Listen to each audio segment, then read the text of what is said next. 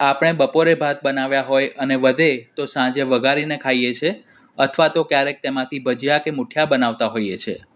પણ આજે આપણે વધેલા ભાતમાં 4 પ્રકારના લોટ ઉમેરીને વણવાની કે ટીપવાની મહેનત વિના એકદમ ફૂલેલા, સોફ્ટ અને ટેસ્ટી ગુજરાતી વડા બનાવીશું. તો તેના માટે મેં 1 કપ રાંધેલા ભાત લીધા છે, જે 2 થી 3 કલાક અગાઉ બનાવેલા હતા. આ વડા બનાવો ત્યારે ઠંડા ભાતનો જ ઉપયોગ કરવો. તેને એક મિક્સિંગ બાઉલમાં લઈ બધા રૂટીન મસાલા ઉમેરીશું, જેમાં 1 ચમચી હળદર, અડધી ચમચી લાલ મરચું પાવડર, 1 ચમચી ધાણા જીરું પાવડર, 2 ચમચી સફેદ તલ, ફ્લેવર માટે અડધી ચમચી અજમો અને 5 ચમચી હિંગ ઉમેરીશું. બધી જ સામગ્રીના માપ મેં વિડીયોની સ્ક્રીન ઉપર અને ડિસ્ક્રિપ્શન બોક્સમાં આપ્યા છે. સ્વાદ પ્રમાણે મીઠું ઉમેરીશું. જો ભાત બનાવતી વખતે તેમાં મીઠું ઉમેર્યું હોય તો અત્યારે પ્રમાણસર ઉમેરવું. વડા સરસ ફૂલેલા અને સોફ્ટ બને તેના માટે ચપટી જેટલા ખાવાના સોડા અને 2 ટેબલસ્પૂન દહીં ઉમેરીશું. તીખાસ માટે 1 ટેબલસ્પૂન આદુ મરચાંની પેસ્ટ ઉમેરી બધું જ સરખી રીતે મિક્સ કરી લઈશું. જો તમારે ગળપણ ઉમેરવું હોય તો દહીંમાં થોડા પ્રમાણમાં સમારેલો ગોળ કે ખાંડ ઉમેરી ઓગાળીને ઉમેરી શકાય છે. હવે પોટેટો મેશર વડે મેશ કરી લઈશું, જેથી ભાતના દાણા બિલકુલ પણ આખા ના રહે. પછી તેમાં જવનો લોટ, જુવારનો લોટ, બેસન અને ઘઉંનો લોટ, આ ચારે લોટ 1/4 કપ 1/4 કપ ઉમેરીશું. એટલે અત્યારે મેં ટોટલ 1 કપ લોટનો ઉપયોગ કર્યો છે. જો શિયાળાની સિઝનમાં બનાવી રહ્યા હો તો તમે થોડા પ્રમાણમાં બાજરીનો લોટ અને મેથીની ભાજી પણ ઉમેરી શકો છો.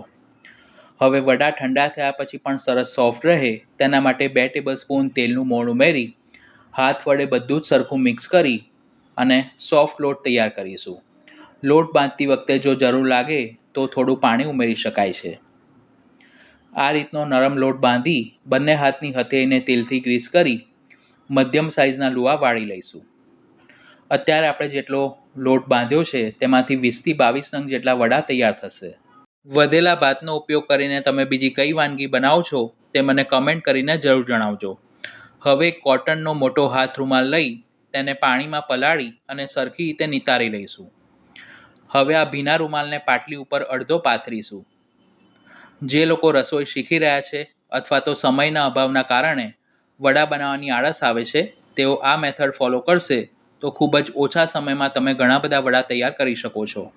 જે લુવા બનાવીને રાખ્યા છે તેના ઉપર તલ કોટ કરી પાટલી ઉપર થોડા થોડા અંતરે ગોઠવી તેના ઉપર બાકીનો અડધો રૂમાલ ઢાંકી વાટકી વડે હળવા હાથે દબાવીશું, જેથી મધ્યમ જાડા વડા તૈયાર થશે. આ રીતે 2 થી 3 વખત વડા બનાવ્યા પછી તમારે રૂમાલને ફરીથી પાણીમાં પલાળી અને નિતારી લેવાનો છે, જેથી વડાનો લોટ તેના ઉપર બિલકુલ ચોંટશે નહીં. હવે ગરમ તેલમાં વડાને તળી લઈશું.